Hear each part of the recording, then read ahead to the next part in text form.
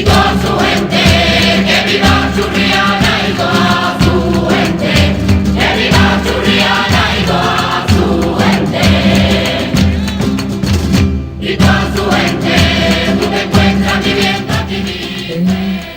Vecinos más de Churriana, un nuevo documental con el cual tratamos de llevar a los queridos televidentes de Canal Churriana Televisión, pues el acontecer y sobre todo la vida de personas de Churriana, nacidos en Churriana, uno y otro que por un motivo u otro, pues desde hace años viven entre nosotros. En este caso, charlamos en casa con Juan Bueno Muñoz, que es vecino de Churriana, porque por derecho propio, quien vive y la elige para vivir, aunque no haya nacido, también lo constituimos como tal. Y claro, pues nos hemos acercado hasta su casa para charlar con él y para ir pues enriqueciendo más esta colección que queremos hacer para que quede históricamente en Churriana reflejado el acontecer de una etapa determinada de este lugar malagueño. Lo mismo Miguel Pinto, que es quien os habla, Cristóbal Salazar o Cristóbal de Churriana. Es lo único que pretendemos, que ofreceros cosas, datos, momentos, vivencias y sobre todo imágenes de gente que de alguna manera no ha nacido en Churriana, en este caso como Juan, pero que se siente ya de por sí muy churrianero. He aquí un documental más de la colección Vecinos de Churriana, que será pasado, como es lógico, como todos los que estamos haciendo en Canal Churriana Televisión. Juan, buenas tardes. ¿Cómo fue? Porque ya he comentado de que hace años que vive en Churriana, quiere decir que no ha nacido. ¿Cómo fue de elegir este lugar para vivir? Pues bien, ya desde pequeño siempre me gustaba Churriana. ¿Y eso? Porque venía a robar las cañas de azúcar, ¿sí?, con la bicicleta. Entonces nos reuníamos una panda de amigos y pasábamos un domingo por la mañana pues en la bicicleta, y de Churriana pasábamos a Torremolinos, a las célebres tortas de Torremolinos, y entonces echábamos la jornada así, ya de zagalones, ¿no? Y claro, pues desde ahí empezó ya mi atracción por este pueblo, ¿no? Que es barriada, ¿no?, como todos sabemos, pero ya de por ahí. Luego, motivado por el trabajo, la cercanía del trabajo, puesto que como tú también sabes, hemos trabajado juntos en el aeropuerto, yo en Iberia, tú en el aeropuerto, pero en fin, hemos trabajado juntos. Y motivado por eso y también por la calidad de vida, porque claro, yo andé mis pasos en el año 1982 para venirme a Churriana. Es decir, que tengo una vivencia de 11 años nada más, pero ya andé mis pasos y por circunstancias no pude trasladarme antes. Entonces, era eso, el motivo era eso, viví porque yo estuve inspeccionando, entonces Churriana era muy pequeña, no como en la actualidad, que ha crecido la población, ha crecido la vivienda y se han perdido muchos parajes bonitos y salvajes, diremos, de arboleda y de muchas... muchos sitios que eran atractivos, ¿no? Hoy se está perdiendo, como todos sabemos, el campo, la naturaleza se está perdiendo, en detrimento de las viviendas y de las urbanizaciones. Y ese fue uno de los motivos principales, el venir pues, buscando la calidad de vida. Se abrían las ventanas y era una delicia cuando se viene de la población, porque yo soy nativo de Málaga, del barrio Perché. Luego, ¡hombre! Sí. Perchelero. Hay en la calle Ancha del Carmen, calle Ancha del Carmen del número 7. ¿En calle Ancha del Carmen? En el número 7, donde está Correo hoy, allí nací yo. ¿Sí? Efectivamente. Donde está la dependencia allí, a la bajada del puente Tetuán. Oye, Juan, y se me ha pegado el oído. ¿Y qué tal estaba las cañas de azúcar? Pues muy buenas, mejor que hoy, porque hoy las he probado hoy en día cuando vine aquí y no tienen ese gusto. Porque ya cambiaron. Exactamente, han cambiado la calidad, creo yo. Sí. Y además también el cultivo tendrá otra variedad, no sé. Claro. O sea que antes verdaderamente era una delicia probar un canuto de caña de azúcar. Era exquisita. Exactamente. La han cambiado en pros de la cosecha de los agricultores, la producción, pero A nivel de degustarla... Ha perdido. Yo entiendo que ha perdido, sí, porque hoy no es insulsa, no era como antaño. O sea que digamos... O so pena que antes tendríamos el paladar también más fino, ¿no? Sí. No sé. Y digamos que os poníais unos cuantos amiguetes en complot en el Prexer. No, en el Prexer yo todavía pequeño, ¿no? Porque luego mi vivencia ha sido en el Camino Suárez. Y de allí ya os trasladabais aquí. Y de allí, pues, exactamente, los amigos ya zagalones, ¿no? Cuando con 14 o 15 años, pues cogíamos las bicicletas, que entonces era un Cadillac, que tenía una bicicleta en aquella época, era un Cadillac, y organizábamos una partida diremos de dominical a dedicarnos a eso. Ahí a comprar torta torremoli y pasar por Churriana, por las huertas que había tan bonitas. Y claro, y a veces le pedíamos las cañas para evitarnos, porque nunca me ha parecido bien lógico. No, pero lo que pasa es que algunas veces, si no estaba allí el capataz o la persona de turno, las cogíamos o las robábamos, como además que la sed de la bicicleta también os daba la... Exactamente. Y luego camino de Torremolinos de las tortas. Exactamente. No de los pescaditos. No, de las tortas. Entonces los pescaditos los teníamos por todos lados. Yo he comprado pescado en el cenachero. Sí. Yo conocí el cenachero realmente, que me decía mi madre, corre, que ahí va pregonando el cenachero, y lo he conocido, sí. De las dos capachas que llevaba. De las dos capachas, exactamente, y apuñado, a eso de kilo. Sin pesa ni nada. Eso no era pesa ya. Sí, eso era 2 puñados, 3 puñados, ya está. Sí. ¿Te acuerdas incluso de, más o menos, de las pesetillas que era? La gorda y la chica, como decíamos. ¡Qué bárbaro! Sí, y las de metal. Las tortas de Torremolino, dicho sea de paso, las cañas las poníamos contra la pared y jugábamos a clavar con una tabla, a clavar las cañas. El que clavaba la caña se llevaba la caña. Las tortas de Torremolino también estaban casi a la entrada del pueblo. Pues sí, son muy famosas. Sí, ha seguido hasta no hace mucho. La casa que está al lado donde el restaurante Gocho, ¿no? El gallego este. Sí. Tocho o algo así se llama. Allí estaba una dependencia que ha subsistido hasta hace poco. Y ya cuando te trasladabas a degustar la cañadú, como le llamamos, ¿ya sentías inclinación o todavía no pensaba en venirte algún día aquí a vivir? Bueno, me atraía, pero claro, como entonces también Málaga no tenía la expansión que hoy en día tiene, el Camino Suárez era un vergel.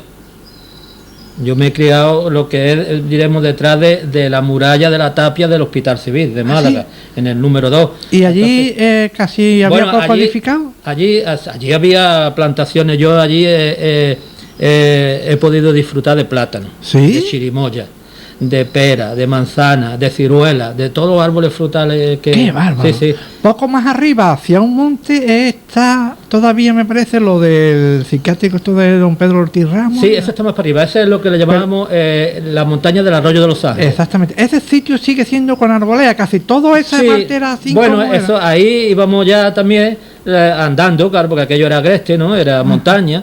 Y allí íbamos andando y íbamos a coger bellota y a coger de toda clase de estas. Quiere decir que lo que se llama el Arroyo de los Ángeles era un arroyo en aquel tiempo. Era un arroyo, puesto que le decíamos la chorrera, y ahí nacía un manantial. Que el médico que has citado, don Pedro Ortiz, cogió el agua para el asilo. El agua mineral que brotaba, que yo lo he visto brotar, y que iba mucha gente porque decía que era muy curativa para tosferina. Tenía fama en Málaga de que era un agua medicinal para curar la tosferina o amortiguar, ¿no? Claro, curarla, no sé. Qué bárbaro. Pero en fin, que iba, y además yo la he visto nacer, brucotones, precioso, eso era precioso. Cosa que hoy ya no sé ni dónde está, ya ha desaparecido. Sé que don Pedro Ortiz la tomó para el asilo. Pero fíjate las vueltas que da la vida. Esto es increíble. Y cuando tú venías a degustar la cañadú, ya volaban unos aviones. El aeropuerto casi no existía, pero... El aeropuerto apenas, en aquella época no existía apenas. Entonces era nada más una cuestión militar. Además, el aeropuerto... Yo llegué a llamarle el aeropuerto de Pancho Villa, porque... ¿Sí? Hombre, el aeropuerto es lo que conocíamos después como el Aeroclub. El Aeroclub. Entonces el Aeroclub tenía nada más una acera de 1 metro y algo, 1,20 m, parece a mí que tenía, y la visera era un cañizo de madera, de caña. De caña. Un cañizo. ¿Y tú empezaste ahí a trabajar o todavía no? Más yo tarde. Eso fue más tarde. Yo venía ahí porque tenía conocimiento, y como mi profesión era modelista, Entonces, en calle Tejero y Rodríguez ¿Sí? había un taller de aeromodelismo Ah, por la aviación civil, Sí, por los sí. gurripatos que le decíamos entonces, que estaban en calle Cuarteles. sí, sí, sí. La Entonces, base aérea, digamos, en lo que era- exactamente. Entonces ahí había un teniente, en aquella época era sargento, luego ascendió a teniente y luego a capitán, que es de aviación, y entonces este hombre, como estaba casado con unos conocimientos, con la hija de un conocido nuestro, en el cual yo también estuve trabajando porque era de Renfe y había que hacer unos boletines, entonces no era como los ordenadores, entonces estaba todo por número y código, pero había que hacer un asiento de todo ese recorrido del tren, ¿no? Entonces yo trabajaba fuera de la jornada escolar y eso, trabajaba con este hombre y su yerno era el teniente este de la aviación, y entonces por consiguiente me animó a que fuera al aeromodelismo y hacer aviones de estos para volarlos. Y entonces veníamos aquí a la base, no siempre, pero una vez por mes, y volábamos los aviones con las carruchas, se tiraba con una carrucha y se desenganchaba, y entonces el avión volaba y hacíamos concursos, ¿eh? Entonces lo que es el aeropuerto hoy, Picasso y eso era campo, yo lo he visto Un campo. cortijo. De hecho, ya trabajando en Iberia, como tú también, tú sabes que lo hemos conocido sin nacer. Claro. ¿Y cómo es, Juan, que luego los avatares de la vida, antes de entrar al aeropuerto, está en algunos otros lugares o en el extranjero o pasa a Iberia? ¿Cómo fue aquello? No, yo hice mi escuela de formación profesional. Entonces, cuando terminé... ¿En qué especialidad? En modelismo, en modelista. Yo soy modelista para hacer un motor, para hacer ¿Sí? sí, todo lo que conlleva un molde que luego va fundido en diferentes metales, en acero, en bronce, en aluminio, en lo que fuera. Todo lo que vemos, los motores de coche, de barco, hélices, todo eso. Eso va, primeramente, lo hace en un plano. Y tú digamos que tras el plano hace el molde. Yo hago el modelo. El modelo. Y entonces el modelo pasa a fundición. Y entonces en fundición desarrollan ya las técnicas necesarias para eso. Y entonces con ese molde lo moldean. Y entonces echan el material que sea líquido, Ya está. el acero, eso Sí, sale sí, líquido como agua, y entonces después se solidifica y ya viene la pieza, la que hemos querido hacer, ¿no? Sea el motor de un coche, sea el motor de un barco, lo que sea, ¿no? Yo he estado en un motor de un barco donde cabíamos 218 personas. ¿El lo alto. motor? El motor de un barco 218. ya. Sí. Y donde había que tocar una sirena, porque aquello era una explosión cuando arrancaba el motor. ¡Qué bárbaro! Sí. Eso ya fue una vivencia que tuve en el extranjero. ¿En el extranjero? En Suiza concretamente. Sí, ¿no?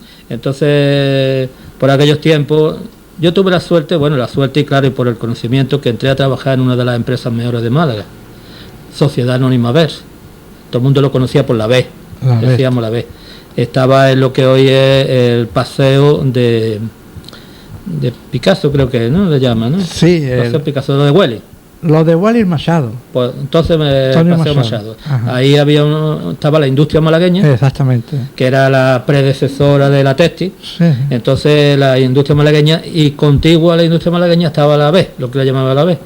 Y cada una de las dos industrias tenía cuál más personas. La B tenía 4.000 personas en aquella época. 4.000 obreros. Cuando se tocaba la sirena por la mañana, esas chimeneas que quedan todavía hoy por Málaga que se ven. ¡Qué bárbaro! Cuando se tocaba la sirena por la mañana, pues 4.000 personas que entrábamos a trabajar allí. Entonces yo apenas, claro, estaba necesitado de personal. En aquella época la generación que nos precedía no tuvo los medios culturales. Entonces trabajaban, pero estaban limitados, no sabían de plano, Más de práctica que de exactamente, estudio. más por, como dice como el refrán del diablo, más por viejo que por tecnología.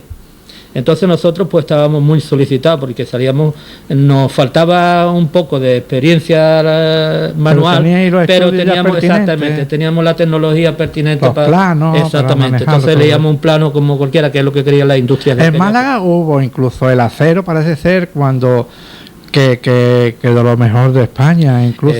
Aquí en la industria, la BER, Es que hay muchas personas que desconocen esta historia y está un poco ignorado también. Y menos mal que ya hay historiadores Sí. que publican libros de esos temas. Sí, sí, pero hay mucho porque- desconocimiento sobre este respecto, porque valoramos más lo que pasa en el extranjero Claro. que lo que hay aquí.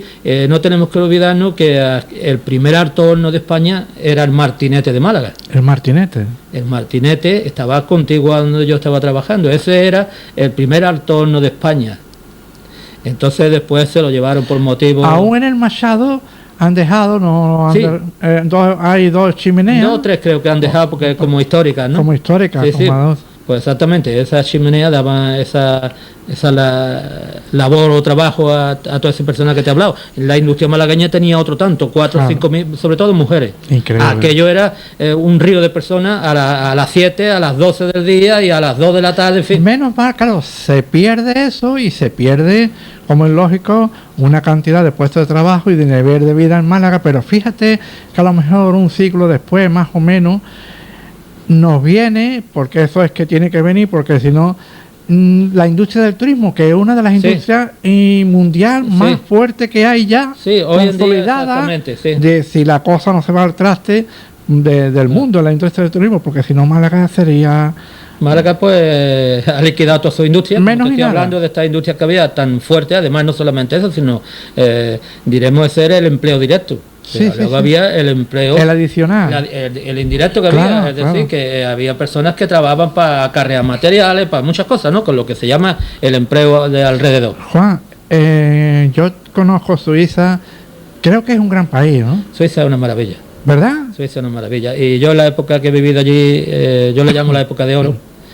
Ahora, porque ahora... En la época que viviste, la época... yo le llamo la época de oro. La época de oro. Hombre, le llamo la época de oro porque salían los obreros, salían a las estaciones de trenes, a las colindantes o fronterizas, y salían con pancartas, buscamos 8 obreros de tal cosa, buscamos peones, ¿Sí? todo lo- sí, sí, Mandado sí. por las empresas, vamos. Sí, sí, incluso. sí, sí, con pancartas, se paseaban delante de los trenes y además en las lenguas, ¿no?